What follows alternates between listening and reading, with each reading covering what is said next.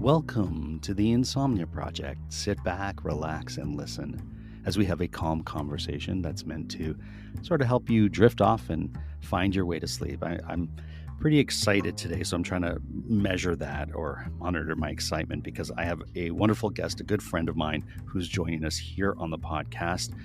Also, another podcaster, great creative, awesome storyteller, fantastic drummer, inspirational speaker. It's my delight to invite my great friend, Nima Kharrazi, to the podcast today. Oh, thank you, Marco. It's always such a pleasure to be on this lovely podcast. Nima, I'm so happy you're here because for our listeners who never made the association, Nima is the person who tells me if the ads are too loud in California. So he'll always message me. Unfortunately, he doesn't have access to the podcast around the world, or he'd probably let me know, hey, in Bristol right now, your podcast is really loud. They have an ad that's really loud, and it's specific to each city, country. I don't know how they work it. Having said that, Nima, I am closer and closer to being able to offer listen or ad-free episodes. I've even got a new icon for it, whatever your podcast artwork for it. Yeah, so I'm really excited about that. That's going to be happening hopefully by next week. I'm just doing all the little making sure the episodes get migrated to that website, et cetera, et cetera. Yeah. So we'll see. Especially for a podcast as tranquil as this one, I know that most people use it to fall asleep too. Right. And I actually have a friend of mine who was telling me he was having trouble sleeping, and he said that he was trying to exhaust himself at the end of the night so that he would just be so tired that he could just shut his brain off and fall asleep. Mm-hmm. And I said, do yourself a favor and listen to the Insomnia Project. It is boring on purpose and low dulcet tones. When I want to take a nap, it doesn't take much, but I've taken to recently listening to like a spa music kind of thing. My wife, the lovely Michelle, or as Miracle, as a lot of her friends refer to her as, she listens to white noise. Right. So those kinds of things have been around for a while, but I told my friend about it. I haven't heard back from him yet, but he hasn't complained about it. So well, there you go. Might be you have another listener. I hope so. That's always nice. Listen, if you find value in this podcast, please share it with your friends. Let your friends know, because we always love to have new listeners join the podcast and then get to know you. Nima, you're looking fantastic these days, I must say. Oh, thank you. I actually just changed my workout regimen this week, and I did something I don't normally do. Okay. Where I have a really bad habit of feeling like I want to start something either at the beginning of the month or the beginning of the week. And so last week I said to myself, I'm going to start doing a full body workout 3 days a week. So instead of having a day where I do pulling exercises and a day where I do pushing exercises and a third day where I just focus on legs, I'm going to do all three each time 3 days a week. Right. And it means I have to start over with lower weights because I'm doing like 13 different exercises, but still it'll be worth it. And anyway, so I was going to start it last week, but then I said to myself, I'll start on Monday. And I said, okay, so started on Monday, not the beginning of the month. I didn't want to wait until the next month to start. And then I went into ChatGPT. Okay. Not a sponsor of the podcast, but they should be. Not a sponsor. Mm-hmm. And ChatGPT, and I said, I walk for 30 minutes, and then I go do my workout. Then I hit the sauna for 30 minutes, and it's 180 degrees Fahrenheit. And ChatGPT responded with, if you're doing that 3 days a week, you should really only do 20 minutes because that's the peak level. After 20 minutes, you're not getting any more benefits. And you have to super hydrate afterwards, and it's a whole thing. So I did my workout on Monday, and I did 30 minutes of sauna. Tuesday, I spoke with ChatGPT. Okay. And I got this feedback. Then I did a bunch more research. then today is Wednesday. I went to the gym again, and today I started my 20 minutes, and I And how never do was it? that. It How was was it? great. It Oh, was the good. right amount of time. Ah, so And you great. know what it made me think of? What? And I know it's going to sound like I'm making this up, but your podcast is exactly how many minutes? 26, 26. And give it's or 26 take. minutes because that is the perfect amount of time for a nap. Well, NASA said that 26 minutes is the perfect amount of time for a nap to get the full benefits of that nap. Anything less, your body doesn't get the benefits of it. Anything more, let's say 30, 35 minutes, and then you wake up groggy, and Oh, it's not ideal. So the ideal amount of time, according to NASA, if I'm not mistaken, is 26 minutes. And so when we started the podcast, we were really particular about making sure it got right to 26 minutes. So I would be editing, within an inch of the podcast, right? And then it just became too hard. So about when it gets to about 25 minutes, I start to wrap it up. You might hear me yeah. trying to corral Amanda, who starts another story, and I'll even give her a signal, like as if I have my index finger in the air and I'm doing like a lasso with it, right? I do this, like I got to wrap up.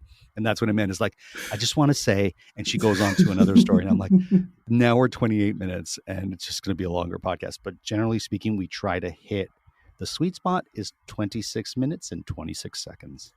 Yeah, and I think for me, I'm a real stickler on time. Like if I think Yeah. I walk for 30 minutes, it's not a I walk this many miles. It's I go for a walk for 30 minutes and then get my heart rate up to X amount and then I go into the gym.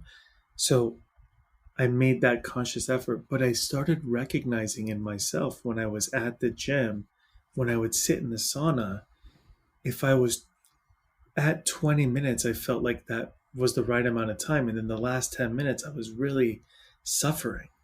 And I Okay. spoke to someone about this, and they said, yeah, but there's like a euphoric, kind of like a runner's high that happens in the sauna after 25 minutes. And I said, I never feel that. It always feels like work. Oh, you just describing exercise feels so uneuphoric for me. I am not, I, even the thought of going into a gym, I just can't. It's not for me. That's not me. I haven't found what's perfect for me yet, but Yeah, it's not that. And I've tried.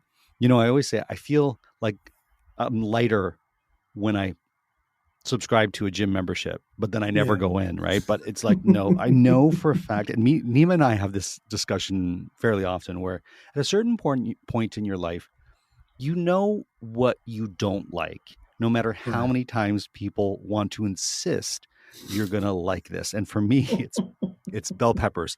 Every color of bell pepper, but in Yeah, particular green and red. I don't like them. I can't digest them. If you like them, more power to you. I don't resent you. I'm happy for you. Eat yeah, all the bell peppers. I don't want them. Now, yeah, both my mother and my mother-in-law, when I say that to them, I cannot eat them. I don't like them. They disagree with me. They don't hear that. They're just like, yeah. we've got to find the bell pepper that works for you. And it's like, no, no. And I feel that way about gyms and other Yeah, things where it's like, that's just not for me. And it's okay to say no when you yeah. know it's not for you. I actually have the same negative reaction to bell peppers. And it's amazing to me how many people say, yeah, but have you tried it in this? Have you tried it with that? We have a stuffed bell. And I'm like, listen to me. Just be happy I'm not standing in front of you in the bell pepper line. Right. There's all these bell peppers at the grocery store that So you many. get to enjoy and all the different colors they come in. And I will be on the other side getting fennel like an adult. Love it. I And don't need your bell peppers. my mom's favorite thing is like the orange ones aren't so bad. They're lighter. They're not. And I'm like, look, at this point, even the thought of eating it, I don't want it. I just do not want it. Thank you. You know, and the interesting thing is I love all peppers. All other peppers I will Yeah, eat right. Yeah. with the smile on my face, but it's the Yeah. bell pepper. And so every once in a while we forget to put that in when we order, especially Thai food. We always Oh, have, please yeah. no bell peppers, right? We forget, and then we get a plethora or It plethora of infiltrates yeah. any sauce Hmm. that it's in. Totally. Even if you pick it out, you can still taste Yep. the bell pepper and everything. And no, listen, no hate to people who love bell No, peppers. they're good for I you. love that for you. They're colorful. They add a joie de vivre to any salad you put them in. Yeah, sure. Mm, I But have a yeah, not challenge for my. you. I have a challenge Yeah. for you, Nima, Yeah. that I just thought of while you were talking. Actually, I was like, Nima is such a great person to confide in or talk to if you're going through great things or if you're going through not so great things. And you have a bit of time on your hand these days. I I do. would challenge you to write a book. I think you would be great, a great author of a book, an inspirational book, how, certain things in your life have inspired you or lessons learned, things I learned from being Iranian, whatever it Oh, is, yeah. you pick it. If you wrote a book Yeah. and self-published it, Yeah. I would be the first to buy it and to promote it because I think you would be a great author if you spent like Oh, even an hour a day writing your book.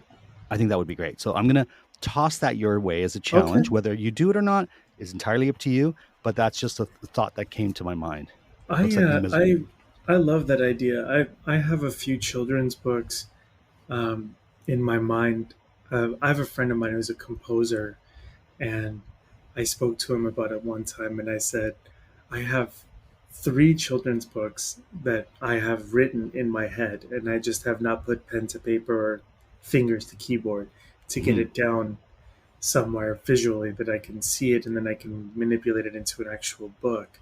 Sure. And I feel bad about that. And he looked at me with such a smile and he said, I have so many symphonies up here. And he pointed Right. to his head.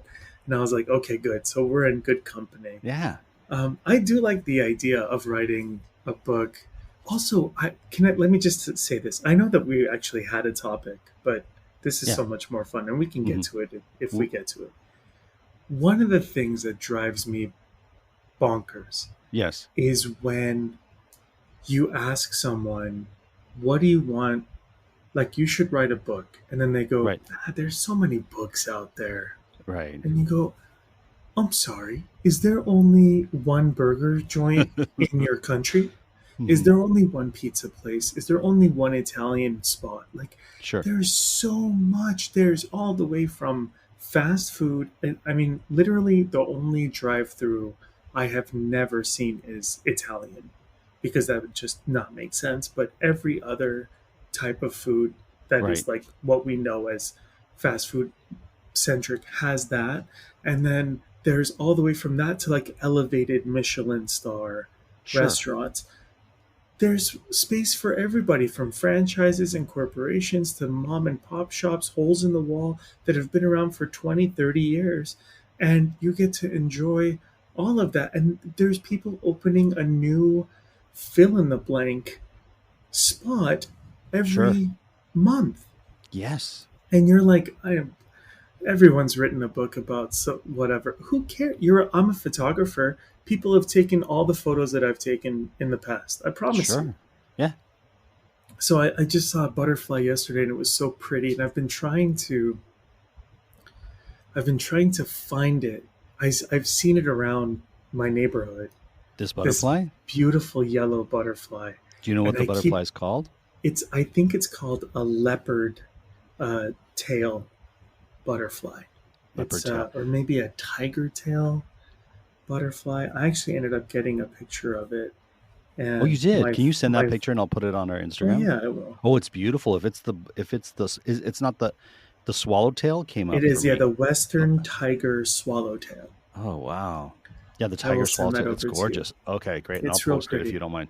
Yeah. So I was walking like last week, and I saw it, and I had this idea of like, oh, I'd love to take a photo of that thing, but it just wouldn't land. And Sure. then I went back to my walk, and then finally, yesterday I was walking and I saw it. It was in this little area with these like garlic flowers, and I just waited. I stopped walking and I waited and I watched it, and it finally landed to get some nectar out of these flowers.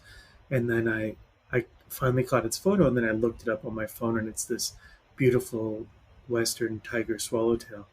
Wow. And it just, even something like that, that makes me think, if you look up a Western tiger's world, there are thousands of just user generated content, right? UGC, 100%. of just like tons of people that have seen this butterfly and thought, that's so pretty, I should take a photo. Who am I to take a decent photo of this thing, put it in a frame, try to sell it at a show? And yet, that's what I've done my whole life, is take photos of things that everyone else is taking photos of, put it in a frame, and then offer it for sale, or show it to friends and share it online and say, hey everyone, I did this thing that everyone else has done, and everyone goes, hey, good job. Right. So in the same vein, writing a book or writing a movie or writing a, whatever, I think it's very, we need to be nicer to ourselves Agreed. overall. Yeah. And So all it takes is picking up the pen yeah. and starting with the first word, or clacking the first keys and starting with the first words, and just go from there. And that's with writing a book. It stands to reason with any endeavor you've always wanted to do, but maybe you've told yourself that you can't, or that there's already enough of those things out there. I would say just go give it a try. Doesn't hurt to try. And Yeah. I should mention that Nima's coming to us from Santa Clarita, California, Oh, that's and right. I'm here in Toronto. I didn't mention that off the top. And so, yeah, I would love to see you as an author in some shape or form. So I'm just going to throw that challenge out to you, Nima. Yeah, you've only written one book so far. Right. I've only written one. I'd like to write more, but I'm not as prolific in the summer. I find the summer is when my creative juices kind of dry up, if you will, or Yeah, like it's just too hot for me to do anything. But in the fall and in the winter, I'm much more, active. So who knows? I've always wanted to write, like, these books where it's like, um, what I've learned as a podcaster, let's say, how, mm, it's like, I'm not saying it right, but those, like, the yeah, things that I learned as a podcaster that apply to your life. I'm not oh saying yeah, podcaster, fill in the blank there, right? But I've always wanted to write one of those kind of books. yeah. And I think there's a market for that kind of stuff, because those are the kind of books I like to read. I love to read books where it's like, here's some tips I learned, I share with you. But I think, Marco, you particularly, Hmm. as a person who has hosted multiple podcasts, had so many guests on, Hmm. and has produced so many podcasts, that when people ask me what is the one thing that you notice that has changed in you since you've started podcasting, there's two things that have changed in me. The first thing is, the way that I speak has changed, Okay. in that I try really hard not to use ums and uhs. And you can tell if I've been recording a lot lately because I will use fewer of them.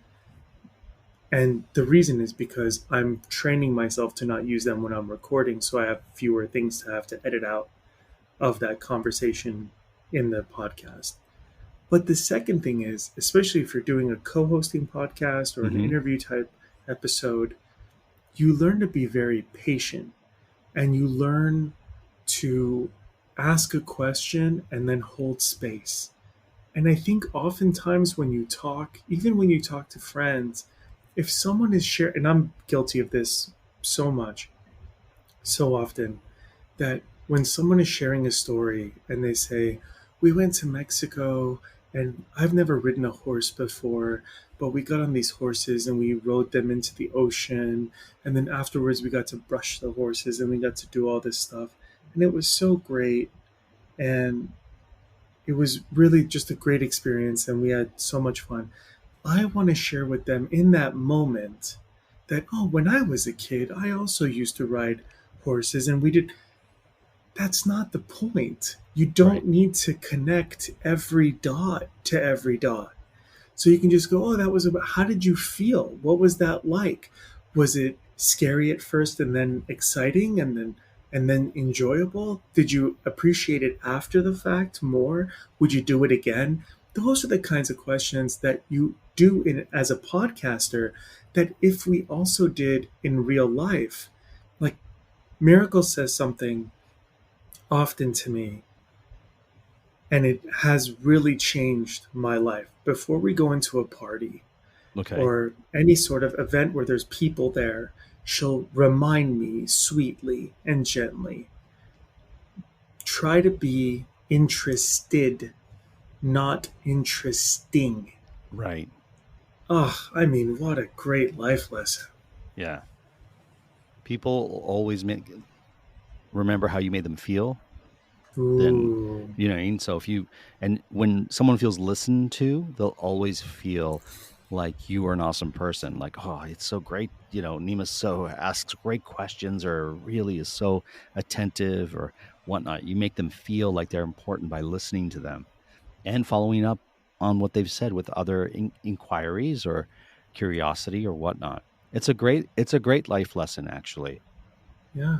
The other life lesson when you were talking about doing the project or doing the event or thing you always wanted to do. I've mentioned this before on the podcast. One of my favorite expressions in Italian is tradire e fare c'è mezzo mare, which means between saying and doing there's half the sea. So, Oh, you could say it's like, yeah, yeah, everyone always talks about actually, I should write a book, I should write a book. But those who actually sit and do it, they cross half the sea and they get it done, right? So it's pretty awesome. that's So I challenge you. I amazing. would love to read your book, Oh Nima. yeah, I'd love that. I'd Hmm. love to get into it. I think you might. I think I will learn something just from the process of starting to write a book in where all of that lives for me. No doubt. And you said that you have uh, a love for photography too. Oh yeah. I didn't know that. I knew you were a very skilled photographer, but I didn't know you've been Oh. doing that for quite some time. Yeah, I was in Hawaii and I saw these guys skimboarding, which is like a very thin, um, almost like a very thin boogie board. It's a wooden board, Okay. and you use it just when the waves come up to the shore, when it's just about an inch or 2 inches deep. After the wave crashes, when it comes up, that's where they skim along the water. And it's a very difficult skill, and you have to be very light and very young and very agile. So it's Sure. usually like kids that do it, and it's also not very dangerous. And these three kids were doing it, and at one point, one of them just got flipped up into the air like a seal Okay. being tossed by an orca, and I Right. just happened to snap that photo. And then another time, the waves there were these it's very interesting in Hawaii, depending on the island that you go to and the time of the year. There are the waves kind of come in sets, so they'll come in like three waves, and then you wait a beat, and then it's two waves, and then three waves, and then you'll have like 3 to 5 minutes of no waves at all. And if you happen to like look up from your picnic and you go, oh my god, there's no waves at this beach, that's amazing. And then if you look within like 5 minutes of that, there's a ton of waves happening. Sure. So there was this like lull that was happening longer than another one, and the one of the kids just had his skimboard in front of him, and he was just on his knees on the beach, like looking a little forlorn and a little bit with yearning at the ocean to Sure. kind of turn on again. Hmm. And it was so beautiful. So I took a couple of those shots, and I took a couple of really lousy pictures while we were there too, and then came back and I saw some cool stuff. And then I started going to beaches, and beaches kind of became like a real big deal for me. And most places that I go, I try to look at like kind of the sandy beach or the rocky beaches of the upper west coast out here, like Seattle, Oregon have really rocky beaches. But then I love like white powder sand, like in Cool. Boracay in the Philippines, black sand beaches, red sand beaches in Hawaii.